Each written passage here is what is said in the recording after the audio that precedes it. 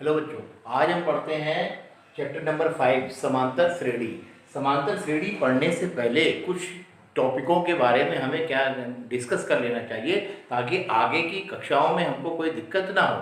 क्या क्या है ये टॉपिक्स, उसके बारे में मैंने यहाँ लिखा हुआ है। एक तो कहते हैं अनुक्रम, अनुक्रम जिसे हम लोग इंग्लिश में बोलते हैं सीक्वेंसेस। फिर ये होती है श्रेणी जिसे हम लोग बोलते हैं प्रोग्रेशन, और एक होता है श्रेणी जिसे हम लोग बोलते हैं सीरीज। पहले इनमें डिफरेंस समझे क्या क्या होता है, ठीक है। तो पहले मैं इसमें चर्चा करता हूं अनुक्रम यानी सीक्वेंसेस किसे कहते हैं। तो यहाँ मैंने परिभाषा दी है, ध्यान से सुनिएगा। संख्याओं की ऐसी सूची, आप संख्याओं की सूची बनाओ, उसकी एक लिस्ट बनाओ, ऐसी लिस्ट या संग्रह संख्याओं को इकट्ठा करो। तो संख्याओं की ऐसी सूची, लिस्ट हो या संग्रह हो जो किसी खास पैटर्न यानी एक नियम से चल रहे हो, एक खास पैटर्न या गणितीय नियम से के अंतर्गत बनाई गई हो, उसे हम लोग क्या बोलते हैं, अनुक्रम बोलते हैं। क्या बोलते हैं, अनुक्रम या सीक्वेंसेस बोलते हैं। जैसे मैंने कुछ एग्जांपल दिए हैं, 1 2 3 4 5 6, ये एक क्या है, निश्चित पैटर्न पे बने हुए हैं। जैसे देखो ये एक है, एक में एक जोड़ दो तो क्या मिल जाएगा, 2, 2 में एक जोड़ दो तो क्या मिल जाएगा, 3, और 3 में एक जोड़ दो तो क्या मिल जा रहा है, 4, है ना। 4 में एक जोड़ दो तो 5, 5 में से एक जोड़ दो कितना, 6। कहीं डिस्टर्बेंस नहीं है, यानी एक खास पैटर्न में चल रहा है कि पिछली संख्या में यदि एक को जोड़ दिया जाए तो अगली संख्या हमें प्राप्त हो जा रही है। तो ये खास पैटर्न पे बने हुए हैं। तो इस लिस्ट को, इस संख्या, इन संख्याओं के संग्रह को हम क्या कहेंगे, अनुक्रम कहेंगे। क्या कहेंगे, अनुक्रम यानी सीक्वेंसेस कहेंगे। और एग्जांपल देखो, जैसे ये हो गया सीक्वेंस एक, ये हो गया। दूसरा 1 3 5 7 और 9, क्या दिख रहा है कि हमारे पास इन संख्याओं में खास क्या है, अगर मैं पिछली संख्या में 2 को जोड़ दूं, पिछली संख्या में 2 को जोड़ दूं तो अगली संख्या मिल रही है। देखो कहीं पे भी 1 में 2 जोड़ दूं तो कितना मिल जा रही है, 3, 3 में 2 जोड़ दूं तो कितना मिल जा रहा है, 5, 5 में 2 जोड़ दूं तो कितना मिल जा रहा है, 7, 7 में 2 जोड़ दूं तो कितना मिल जा रहा है, 9। तो अगला क्या होगा, 9 में 2 जोड़ दूं तो क्या हो जाएगा, 11। फिर अगला क्या होगा, 11 में 2 जोड़ दूं तो क्या हो जाएगा, 13। यानी ये खास पैटर्न पे चल रहे हैं कि पहली संख्या में 2 जोड़ जाए। ये भी एक खास पैटर्न पे बना हुआ संख्याओं की लिस्ट है, संग्रह है, या मैं कहूँ सूची है। तो ये क्या कहलाएगी हमारे पास, अनुक्रम, यानी क्या कहलाएगी, सीक्वेंसेस कहलाएगी। ओके। और देखो यहाँ लिखा है 1, यहाँ लिखा है 4, यहाँ लिखा है 9, यहाँ लिखा है 16, यहाँ लिखा है 25। यानी क्या हो रहा है, प्रत्येक पद में जो संख्या लिखी है वो अपने आप का क्या है, स्क्वायर है, वर्ग है। जैसे 1 कैसे आया, 1 का वर्ग हो गया, पहला हो गया। दूसरी पद कैसे आया, 2 का वर्ग किया, कितना हो गया, 4। तीसरा पद कैसे आएगा, 3 का वर्ग किया, 9। चौथा पद कैसे आया, 4 का वर्ग किया, कितना हो गया, 16। और पांचवा पद कैसे आया, 5 का वर्ग किया, 25। तो छठा पद क्या होगा, 6 का वर्ग कर दो, क्या हो जाएगा, 36। सातवां पद क्या होगा, 7 का वर्ग कर दो, कितना हो जाएगा, 49। आठवां पद क्या होगा, 8 का वर्ग कर दो, क्या हो जाएगा, 64। तो इस प्रकार से ये खास पैटर्न पे बना हुआ है। इसमें संख्या 1 जुड़ेगी पिछली संख्या में, इसमें संख्या 2 जुड़ेगी, इसमें प्रत्येक पद का जो निकालना हो उसका क्या कर दो, वर्ग कर दो, तो वो ऊपर आ जा रहा है। तो इसका मतलब ये भी एक खास पैटर्न पे काम कर रहा है। तो ये जो हमारे पास सूची है, ये जो लिस्ट है या संख्याओं का संग्रह है, ये क्या कहलाएगा, अनुक्रम कहलाएगा। ठीक है। अब यहाँ देखो, ये 2 है, 3 है, 5 है, 7 है, 11 है, 13 है। अब जैसे मैं सिंपली जोड़ के देखूं, 2 और 1 3 होता है, फिर 3 में 2 जोड़े तो 5 होता है, 5 में 2 जोड़ो 7, और 7 में 4 जोड़ो तो 11। यानी जोड़, और 11 में फिर 2 जोड़ दो 13। यानी जोड़ के हिसाब से देखूं तो कोई खास पैटर्न नहीं बन रहा है। इसमें यहाँ पे 1 जुड़ रहा है, यहाँ पे इनके बीच में 2, इनके बीच में 2, इनके बीच में 4, इनके बीच में 2। कोई खास पैटर्न नहीं है, घटाने पे भी नहीं है, ना ये किसी का वर्ग है। तो ये अनुक्रम होगा कि नहीं, ये भी अनुक्रम है। क्यों है, एक खास पैटर्न नहीं है, लेकिन फिर भी ये गणितीय नियम के आधार पर सत्य है। क्यों, गणितीय नियम क्या है, ये सारी की सारी क्या है, अभाज्य संख्याएं। क्या है, अभाज्य संख्याएं। तो अभाज्य संख्याएं हैं, ये इनकी एक सूची है ना, जिनको हम, जिनमें अभाज्य संख्या वे संख्या थी जिनमें स्वयं का भाग जाता है, किसी अन्य संख्या से भाग नहीं जाता।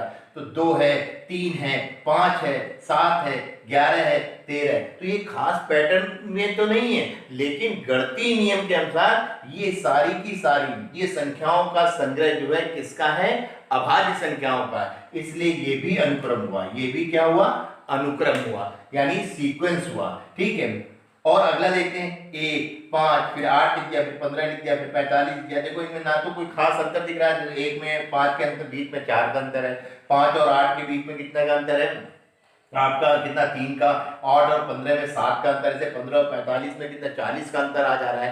तो अगली संख्या क्या होगी आप नहीं बता सकते, लेकिन ऊपर वाले को देखो, गणितीय नियम के आधार पर अभाज्य संख्याएं हैं, ये लिख सकते हो। 13 के बाद क्या होंगे हमारे पास, 17 हो सकती है, 13 के बाद कितने होंगे, 17, 17 के बाद 19 लिख सकते हो। तो ये गणितीय नियम के आधार पर क्या हुआ, अनुक्रम हुआ। लेकिन इसमें देखो 1 5 8 15 45, तो अगली क्या होगी कोई पता नहीं, क्योंकि इसका कोई खास पैटर्न नहीं है। तो इसमें कोई खास पैटर्न नहीं है, ना ही कोई गणितीय नियम का प्रतिपादन, गणितीय नियम का प्रयोग हो रहा है कि जिससे हम पता लगा सकें कि अगली संख्या क्या है। तो ऐसी स्थिति जब आती है तो ये क्या होगा, ये अनुक्रम नहीं होगा, अनुक्रम नहीं, अनुक्रम नहीं, या इसे मैं कहूंगा सीक्वेंस नहीं होता, सीक्वेंस नहीं है, सीक्वेंस नहीं। तो क्या मतलब निकला, संख्याओं की ऐसी सूची, लिस्ट, संग्रह जो किसी खास पैटर्न या गणितीय नियम के अंतर्गत बनाई गई हो, वो सारी की सारी क्या कहलाती हैं, अनुक्रम कहलाती हैं। ओके, अब उसके बाद जो दूसरा वर्ड आता है वो हमारे पास क्या है, दूसरा टॉपिक श्रेणी, या जिसे इंग्लिश में बोलते हैं प्रोग्रेशन। अब प्रोग्रेशन में क्या होता है, देखो ध्यान से सुना परिभाषा, ऐसा अनुक्रम जिसका nवां पद या व्यापक पद ज्ञात किया जा सके तो वो श्रेणी या प्रोग्रेशन कहलाता है। यानी एक ऐसा अनुक्रम जिसका nवां पद या व्यापक पद निकाला जा सके, वो क्या होता है, श्रेणी यानी कि प्रोग्रेशन। वो क्या, nवां पद क्या होता है, पहले देखो, इसको बोलते हैं a nवां पद।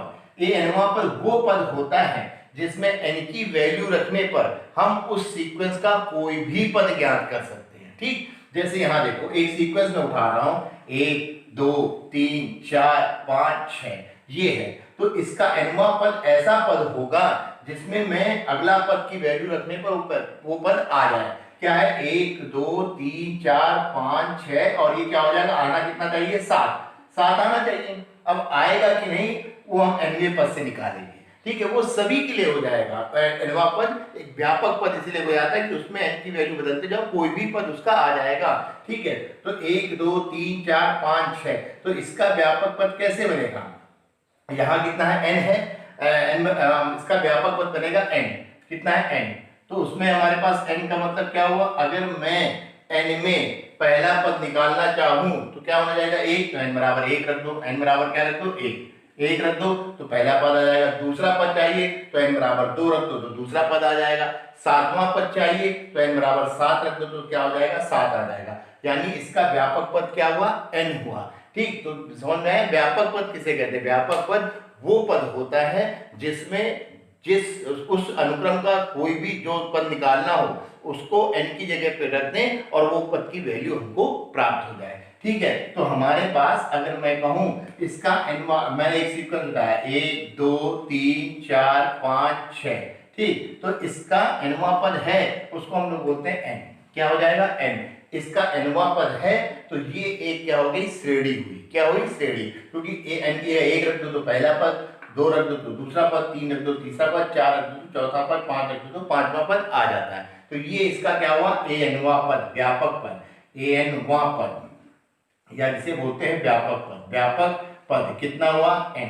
तो हुआ क्या, इस सीक्वेंस का, अनुक्रम का हम व्यापक पद निकाल सकते हैं, इसलिए ये क्या हुआ, एक श्रेणी हुआ, क्या हुआ, श्रेणी, या जिसे हम लोग बोलते हैं प्रोग्रेशन हुआ। ठीक, दूसरे पे चर्चा करते हैं, जैसे 1 3 5 7 और कितना है, 9, 1 3 5 7 और कितना है, 9। तो ये इसका जो व्यापक पद होगा वो क्या होगा, ये आगे की अब जब हम प्रैक्टिस करेंगे उसमें आपको सीख जाओगे कि व्यापक पद कैसे निकाला जाता है। लेकिन हम आपको बताने के लिए कि व्यापक पद क्या होता है। व्यापक पद वो होता है जिसमें जिस पद को निकालना हो n की जगह उसकी वैल्यू रख दो, वो पद की वैल्यू आ जाए। तो 1 3 5 7 9 ये एक अनुक्रम है। तो मैंने कहा इसका व्यापक पद यानी nवां पद कितना होता है, 2n-1, 2n-1, यानी कि इसमें एन की जगह हमें जो भी पद निकालना उसकी वैल्यू रख दें तो आंसर क्या आ जाएगा हमारे पास, उसकी वैल्यू आ जाएगी। जैसे मैं कहूँ 1 2 3 4 5, 5 पद है, छठा पद क्या होगा, तो हमने कहा 6 दूनी 12 में से एक जाएगा 13। वैसे भी देख लो, 1 में 2 जोड़ो तो 3, 3 में 2 जोड़ो तो 5, 7 5 में 2 जोड़ो 7, 7 में 2 जोड़ो तो कितना हो जाएगा, कितना हो जाएगा यहाँ पे 9, और 9 में 2 जोड़ो तो कितना हो जाएगा 11। अब यहाँ पे हमारे पास वो कौन सा पद है, 1 2 3 4 5, 5 दूनी 10, 1 2 3 4 5 छठा पद है, तो 6 n बराबर 6 रख दो, 6 दूनी 12, 12 में से एक जाएगा कितना हो जाएगा 11, तो भी 11 आ रहा है। तो a पद क्या हुआ, व्यापक पद हुआ। अगर मुझे 1000वां पद निकालना है तो मैं यहाँ 1000 रखूंगा, 1000 दूनी कितना हो जाएगा 2000, 2000 में से एक जाएगा तो कितना हो जाएगा 1999, यानी 1000वां पद कैसे हो जाएगा 1999 हो जाएगा। तो व्यापक पद क्या होता है, जिसमें हमको उस अनुक्रम का जो पद की वैल्यू निकालनी हो उसमें n की जगह रख दिया जाए तो उसका आंसर यानी वैल्यू मिल जाए। तो इसका मतलब क्या हुआ, इसका भी nवां पद निकल सकता है। क्या है nवां पद, 2n-1। तो इसका मतलब क्या हुआ, ये भी एक क्या हुई, श्रेणी हुई, ये भी क्या हुई, श्रेणी हुई। ठीक है, अगले में चर्चा करो। यहाँ देखो अगला ये है 1 है ना, 4 और ये 9, ये 16, ये 25। जरा इसको गौर से देखिए, ये 1 का वर्ग लिखा है, ये कितने का वर्ग है, 2 का वर्ग है, ये कितने का वर्ग है, 3 का वर्ग है, ये 4 का वर्ग है, ये 5 का वर्ग है, तो अगला 6 का वर्ग आएगा। तो nवां पद, देखो पहला पद, दूसरा पद, तीसरा पद, चौथा पद, पांचवा पद, छठा पद का वर्ग, तो nवां पद क्या होगा, nवें पद का वर्ग। तो वो क्या हो जाएगा, nवें पद का वर्ग क्या होगा, n² हो जाएगा। तो इसका nवां पद क्या होगा, nवां पद हो जाएगा कितना, n²। अब देखो आप इससे कोई भी पद निकाल सकते हो ना। अगर मैंने कहा 5वां पद निकालो, 5 यहाँ रखो, 5 का स्क्वायर करो, 5 पंजे 25, 7 रखो, 7 का स्क्वायर रखो तो कितना हो जाएगा 49। दूसरा पद निकालना, 2 रखो, 2 दूनी कितना होगा 4। यानी इस श्रेणी का nवां पद क्या हो गया, ये हो गया। यानी इस श्रेणी का nवां पद ज्ञात है, nवां पद ज्ञात है, इसलिए हम कहेंगे कि ये क्या हुई, एक श्रेणी हुई। क्या हुई, श्रेणी, यानी जिसे हम लोग बोलते हैं प्रोग्रेशन। तो ये भी क्या हुई, श्रेणी हुई। ठीक है, आगे चलते हैं। ठीक, अब देखो एक श्रेणी मेरे पास ये लिखिए 2 3 5 7 11 13। मैंने कहा ये तो अनुक्रम था ही, 2 5 7 11 और 13। ठीक है, तो मैंने क्या कहा, इनमें कोई खास पैटर्न तो नहीं है, लेकिन ये गणितीय नियम के आधार पर ये क्या है हमारे पास, वो क्या कहते हैं, गणितीय नियम के आधार पर ये क्या है, अनुक्रम है बेटा, अनुक्रम तो है। तो ये क्या है हमारे पास, ये हमारे पास है अभाज्य संख्याएं। 13 के बाद कितना आ जाएगा, 13 के बाद आएगा 13 14 15 16 17 आएगा। ठीक, तो देखो अंतर बहुत अलग अलग है इनमें संख्याओं में। तो यानी इनका nवां पद नहीं बन सकता डायरेक्ट फार्मूला जिसमें n की वैल्यू रख दे तो अगला पद आ जाए। जैसे 1 2 3 4 5 6 7, 7 है तो 8वां पद क्या होगा, तो 17 के बाद क्या होना चाहिए 19। अब मैं nवां पद क्या बनाऊं, यहाँ पे मतलब क्या हो रहा है कि 1 2 का डिफरेंस है, यहाँ पे 4 का डिफरेंस हो रहा है, यहाँ पे 2 का डिफरेंस हो रहा है, यहाँ का 4 पे, यहाँ पे 2 का, यहाँ पे 1 का। तो ऐसे अनुक्रम जिसका nवां पद नहीं ज्ञात हो सके तो वो श्रेणी नहीं होती। तो हम कहेंगे ये श्रेणी नहीं है, श्रेणी नहीं, श्रेणी नहीं, श्रेणी क्या है, नहीं है। ठीक, तो ये हमारे पास श्रेणी नहीं है। तो ये अनुक्रम और श्रेणी में फर्क हुआ। ठीक, अब हमारे पास जैसे श्रेणी किसे कहते हैं, सीरीज किसे कहते हैं, श्रेणी या सीरीज। तो मैंने उसके लिए परिभाषा अपनी भाषा में लिखी है, किसी भी अनुक्रम के पदों को योग के रूप में लिखने को हम क्या कहते हैं, श्रेणी कहते हैं। ठीक, तो श्रेणी कैसे बनती है, श्रेणी कैसे बनेगी, जैसे ये अनुक्रम है इसको हम योग के रूप में लिख दें। जैसे लिखा है हमारे पास ये 1 2 3 4 5 6, तो 1 नंबर का क्वेश्चन आता है, ऐसे लिख के लिस्ट दे दी। आपसे कहा श्रेणी पढ़ो, श्रेणी बनाओ, सीरीज बनाओ, तो क्या करो इनको योग के रूप में निकालो। 1 + 2 + कितना 3 + कितना हो जाएगा 4, 3 + 4 + 5 + कितना हो जाएगा 6। योग के रूप में हो सके तो जोड़ के दिखा दो, 6 4 10 5 15 3 18 2 20 और 1 कितना हो जाएगा 21, श्रेणी हो गई। इसी तरह इसको भी श्रेणी के रूप में लिखना है, ये भी अनुक्रम है, तो मैं इसको जोड़ के दिखा दूंगा। एक ये थी हमारे पास 1 3 5 7 9, तो जोड़ के दिखा दो 1 + 3 + कितना 5 + कितना होगा 7 + कितना हो जाएगा 9, तो ये क्या हो जाएगी, श्रेणी हो जाएगी। तो क्या सीखा बेटा, अनुक्रम, श्रेणी और श्रेणी। अनुक्रम किसे कहते हैं? संख्याओं की ऐसी सूची, लिस्ट या संग्रह जिसे हम एक खास पैटर्न पे या गणितीय नियमों के आधार पर लिख सकें, वो क्या कहते हैं? सीक्वेंसेस। अनुक्रम यानी जिसे सीक्वेंसेस बोलते हैं। श्रेणी क्या होती है? यानी प्रोग्रेशन ऐसा अनुक्रम जिसका एनवा पद निकाल सकें, वो क्या कहलाते हैं? हमारे पास प्रोग्रेशन कहलाता है। श्रेणी क्या होती है? श्रेणी वो होती है जब किसी अनुक्रम के पदों को योग के रूप में लिख दिया जाए तो वो क्या हो जाती है? श्रेणी। तो ये बेसिक चीज थी, ये आगे की क्लासों के लिए आपके काम आएगी। अब इसके बाद हम लोग चर्चा करेंगे किस पे? समांतर श्रेणी पे, जो हमें याद रखनी है। ठीक है, समांतर श्रेणी जैसा नाम दिया है, अर्थमेटिकल प्रोग्रेशन नाम आ रहा है ना, तो यहाँ पर इन दोनों वर्डों का यूज होगा। ठीक है, जिसे शॉर्ट में क्या बोलते हैं? एपी। ओके, हाँ बेटा, अब पढ़ते हैं हम लोग समांतर श्रेणी। हाँ, क्या परिभाषा लिखी? ऐसा अनुक्रम जिसके दो क्रमागत पदों के बीच का अंतर समान हो, समांतर श्रेणी कहलाता है ना। ऐसा अनुक्रम जिसके दो क्रमागत का मतलब एक के जस्ट बाद जो दूसरा पद आता, उन दोनों को बोलते हैं क्रमागत पद। ठीक, जैसे मैंने एक अनुक्रम लिखा है 1 और 2, ये 2 क्रमागत पद हो गए, 2 और 3 क्रमागत हो गए, 3 और 4 क्रमागत हो गए, 4 और 5 क्या हो गए? क्रमागत हो गए। तो क्या कह रहा है? समांतर श्रेणी है कि नहीं? तो कब होगी ये समांतर श्रेणी? जब इसके किन्हीं भी क्रमागत पदों का अंतर क्या हो? समान हो, यानी सभी क्रमागत पदों का अंतर क्या हो? समान हो। तो क्रमागत जैसे मैं 1 और 2 को लूं, इन दोनों का अंतर अगले पद से पिछले पद को घटा दो तो कितना आ रहा है? 1, है ना। इन दोनों का अंतर क्या होगा? 3 में 2 घटा दो 1। इन दोनों का क्या हो जाएगा? क्रमागत का अंतर 4 में 3 घटा दो कितना हो जाएगा? 1। ठीक, इसी तरह इन दोनों का 5 में 4 घटा दो 8। यानी प्रत्येक क्रमागत पदों का अंतर कितना आ रहा है? समान आ रहा है। कितना आ रहा है? 1। तो इसे हम लोग क्या बोलेंगे? हम लोग ये अनुक्रम एक क्या है? समांतर श्रेणी है, या मैं कहूंगा एपी है। ठीक है, दूसरे में देखो 2, 4, 6, 8, 10, इन दोनों के बीच में अंतर देखो, 4 में 2 गया कितना बचेगा? 2। 6 में से 4 जाएगा कितना बचेगा? 2, है ना। 8 में से 6 जाएगा कितना बचा? 2। 10 में से 8 जाएगा कितना बचा? 2। तो इनमें देखो प्रत्येक क्रमागत पदों के बीच का अंतर कितना आ रहा है? 2। अंतर समान है, तो ये दिया गया अनुक्रम क्या है? समांतर श्रेणी है, यानी एपी है, अर्थमेटिकल प्रोग्रेशन है। हिंदी मीडियम इंग्लिश में दोनों में एपी लिख सकते हो समांतर श्रेणी को। अब इसमें देखो 45 और 43 दो क्रमागत पद हैं, अंतर क्या होगा? 43 में से 45 अगले पद से पिछले पद को घटाया करो। 43 में से 45 घटा दो कितना आएगा? -2। 41 में से 43 को घटा दो कितना आएगा? -2। 39 में से 41 को घटा दो -2। 35 में से 39 और ये सॉरी यहाँ पे कर दो आप 41 के 39 के बाद कर दो आप यहाँ पर कितना? 37। तो क्या हो जाएगा हमारे पास? यहाँ से 37 में से 39 घटा दो कितना होगा? माइनस कर दो। प्रत्येक क्रमागत पदों के बीच का अंतर कितना आ रहा है? समान आ रहा है, माइनस कर दो। तो ये भी क्या होगा? एपी है। ये भी क्या है? एपी है। ये भी क्या है? एपी है। ठीक है, तो क्या निकल के सामने आ रहा है? ऐसा अनुक्रम जिसके किन्हीं भी दो क्रमागत पदों के बीच का या सभी क्रमागत पदों के बीच का अंतर क्या हो?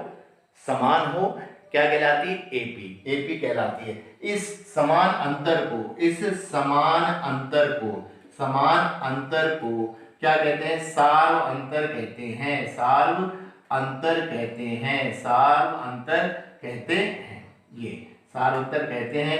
इससे डी से निरूपित करते हैं। ठीक है, अब हमारे पास देखो क्या चीज समझ में आ रही है। यहाँ पे क्वेश्चन कर सकता है आपसे, एक अनुक्रम दे देगा, आपसे कहेगा बताओ ये समांतर श्रेणी है कि नहीं। तो आप इसके जैसे मेरे से इसने पूछा कि बताओ 2, 4, 6, 8 है ना 10 ये समांतर श्रेणी है या नहीं। तो मैं अपनी परिभाषा को याद करूंगा। अगर ये समांतर श्रेणी है तो इसके प्रत्येक क्रमागत पदों का अंतर क्या होगा? समान होगा। तो मैं क्या निकाल लूं? अंतर को क्या बोलते हैं? सार्वंतर समान होना चाहिए, यानी क्या निकाल लूं? डी। सभी के डी निकाल दो। मान लो इन दोनों का निकाल लो तो D1 क्या हो जाएगा? इसको A1, A2, A3, A4 और क्या बोल दो? A5 पर। तो A2 - A1 अगले पद से पिछले पद को घटा दो। 6 कितना हुआ? 4 - 2। 4 - 2 कितना आया? 2। D2 निकाल लो तो क्या होगा? A3 - A2 अगले पद से पिछले पद को घटाओ। 6 - 4 कितना हो जाएगा? 2। D3 निकाला मैंने, A4 माइनस कितना हो जाएगा, 8 में से 6 गया, 8 A4 माइनस कितना हो जाएगा A3, 8 में से 6 जा रहा है, ये भी कितना आ रहा है 2, और D4 निकाला यानी कि 10 में से 8, यानी A5 माइनस क्या किया A4, ये 10 में से 8 जा रहा है, ये भी कितना आ रहा है 2। तो सब जगह क्रमागत पदों का सार अंतर कितना आ रहा है D। तो मैं कहूंगा D समान है, प्रत्येक पदों का D सार अंतर समान है, सार अंतर समान है, सार अंतर समान है। अतः ये एक क्या हुई AP हुई, अतः यह एक क्या है AP यानी समांतर श्रेणी है, समांतर श्रेणी है।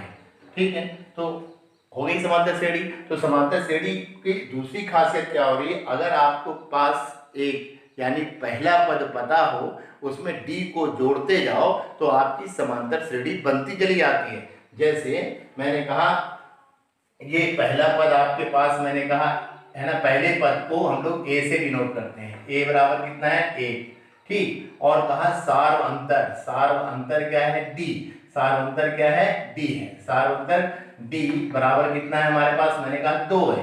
तो एक समांतर श्रेणी बनाओ, तो आप क्या करोगे, पहले पद को लिखोगे, हमने लिख लिया, ठीक है। अब इसमें D को जोड़ दो, इसमें 2 जोड़ोगे, 2 और 1 कितना हो जाएगा 3, फिर D को 3 में जोड़ दो, है ना, तो 3 2 कितना हो जाएगा 5, फिर इसमें 2 को जोड़ दो कितना हो जाएगा 6, फिर इसमें D को जोड़ दो, D मतलब 2 को जोड़ दो कितना हो जाएगा 8। देखो ये एक समांतर श्रेणी बन जाएगी, क्योंकि इनका अंतर क्या आ रहा है, 3 में से 1 गया 2, 5 में 3 गया 2, 6 में से 5 गया 2, 8 में 6 गया 2। तो कोई कहे कि चेक करो ये समांतर श्रेणी है कि नहीं, तो पहले उनके क्रमागत पदों का अंतर निकाल लो, जिसे हम सार्वंतर बोलते हैं, जिसे D से विरोध करते हैं, वो समान आना चाहिए, समान है तो AP है, अदरवाइज नहीं है। ठीक है, अब कभी कभी दे देगा कि पहला पद ये है ना, और उसका सार्वंतर ये है ना, जैसे यहाँ पहला पद 1 सार्वंतर 2 दिया, तो श्रेणी बनाओ, तो पहले पद को लिखो, उसमें D जोड़ दो, फिर उसमें जो दूसरा पद है इसमें D जोड़ दो, फिर तीसरे पद में D जोड़ दो, यानी किसी भी पिछले पद में D को जोड़ दें तो समांतर श्रेणी का अगला पद आ जाता है, D मतलब सार्वंतर। तो इस प्रकार से समांतर श्रेणी है ना, तो हम कहेंगे व्यापक समांतर श्रेणी, व्यापक समांतर श्रेणी जो बनती है ना, व्यापक समांतर श्रेणी जिसे बोलते हैं श्रेणी, वो ये होती है A, पहला पद लिखो, उसमें A प्लस D सार्वंतर को जोड़ दो, फिर इसमें अगला पद जोड़ दो, तो A प्लस कितना हो जाएगा 2D, इसी तरह फिर इसमें जोड़ दो, A प्लस कितना हो जाएगा 3D एंड सो ऑन। तो ठीक है, तो ये हमारे पास क्या बन जाती है, व्यापक समांतर श्रेणी। A की वैल्यू पता हो और D पता हो तो आप कोई भी समांतर श्रेणी बना सकते हो। ओके, तो हमारे पास कुछ याद रखने वाली चीजें जो निकल के सामने आए, उसे हम लोग याद रखेंगे समांतर श्रेणी के लिए। क्या है वो, यहाँ पर मैं लिखता हूं, ठीक। नंबर एक हमारे पास क्या है, किसी भी है ना समांतर श्रेणी में, किसी भी समांतर श्रेणी में, किसी भी समांतर श्रेणी में उनके दो क्रमागत पदों का अंतर क्या होता है, समान होता है, ठीक है, समान होता है। दूसरा क्या निकल के सामने आया, इस क्रमागत अंतर को क्या बोलते हैं हम लोग, सार अंतर कहते हैं। क्रमागत पदों के अंतर को क्या कहते हैं हम लोग, सार अंतर कहते हैं। इसे स्मॉल d से निरूपित करते हैं। d कैसे आता है बेटा, d आता है अगले पद से पिछले पद को माइनस कर दो, A2 माइनस A1 या A3 माइनस A2 या A4 माइनस A3, ठीक है, हमेशा अगले पद से पिछले पद को माइनस करने से, अगले पद से माइनस कर दो पिछले पद को घटाते हैं, ठीक है। तो क्या आ जाता है, D जिसे बोलते हैं हम लोग सार्वंतर। और भी लिख लो, क्या कह सकते हैं, किसी भी समांतर श्रेणी है ना, किसी भी समांतर श्रेणी के प्रथम पद को A से, स्मॉल a से निरूपित करते हैं, ठीक है। और क्या निकल के सामने आएगा, नंबर 4 और नंबर एक और डाल लो, क्या डाल लो, व्यापक समांतर श्रेणी। व्यापक समांतर श्रेणी कैसे बनती है, ए कॉमा एक पहला पद हो, उसमें डी को जोड़ दो, ए प्लस डी अगला पद बन जाएगा, फिर डी को जोड़ दो, ए प्लस डी में डी जोड़ोगे, ए प्लस कितना हो जाएगा 2d, फिर डी को जोड़ दो, ए प्लस कितना हो जाएगा 3d, फिर डी को जोड़ दो, ए प्लस कितना हो जाएगा 4d एंड सो ऑन। ऐसे चलते चले जाएं तो हमारे पास क्या बन जाती है, एक व्यापक समांतर श्रेणी बन जाती है। देखो पहले पद में डी नहीं है, उसके गुणे में 0 रहा होगा, दूसरे पद में 1 से गुणा है डी में, तीसरे पद में 2 से गुणा है, चौथे पद में 3 से गुणा है और पांचवें पद में 4 से, यानी अपने से एक कम से गुणा है डी में। तो nवें पद में लास्ट वाले पद को nवां पद कहते हैं, तो वो क्या हो जाएगा a plus n minus 1 into D dot dot dot करके। ठीक है, तो ये कुछ चीजें हमारे पास याद रखने वाली चीजें हैं जो हमारे पास क्वेश्चन को लगाने में समझ में आएंगी। तो बच्चों आपको समझ में आया होगा समांतर श्रेणी किसे कहते हैं। समांतर श्रेणी उसे कहते हैं जिसमें ऐसे अनुक्रम को कहते हैं जिसके दो क्रमागत पदों का अंतर क्या हो, समान हो। ठीक, इस क्रमागत अंतर को हम लोग क्या बोलते हैं, सार्वंतर कहते हैं, है ना। इस सार्वंतर को किससे दिखाते हैं, डी से दिखाते हैं। सार्वंतर कैसे आता है, अगले पद से पिछले पदों को माइनस करते जाओ तो हमारे पास क्या आ जाता है, सार्वंतर आ जाता है। ठीक, किसी भी समांतर श्रेणी के प्रथम पद को ए से डिनोट करते हैं, स्मॉल ए से डिनोट करते हैं। ठीक है, अगर हमको कभी कोई कहे कि एक पद पहला पद कुछ संख्या है और उसका सार्वंतर कुछ है ना, तो हमको श्रेणी बनाओ, तो आप क्या करो, पहले पद को लिखो, उसमें डी को जोड़ दो, दूसरा पद आ जाएगा, फिर दूसरे पद में डी को जोड़ दो, तीसरा पद आ जाएगा। इसी तरह आप श्रेणी बना सकते हो। अगर आपके पास कोई श्रेणी दी गई है, अनुक्रम दिया गया है और आपसे कह रहा है सिद्ध करके बताओ ये एक समांतर श्रेणी है कि नहीं, तो जितने पद दिए हैं उनमें सभी क्रमागत पदों का हम अंतर निकालेंगे, सार्वंतर निकालेंगे, अगले पद से पिछले पद को माइनस करके अगर वो समान आ जाएगा कहेंगे तो ये एक समांतर श्रेणी है। ठीक है बच्चों, आई होप आपको समझ में आया होगा समांतर श्रेणी के बारे में। अब इसके बाद हम लोग एक्सरसाइज करेंगे तो और हमको ज़्यादा डिटेल में समझ में आ जाएगा। ठीक है, okay, thank you very much.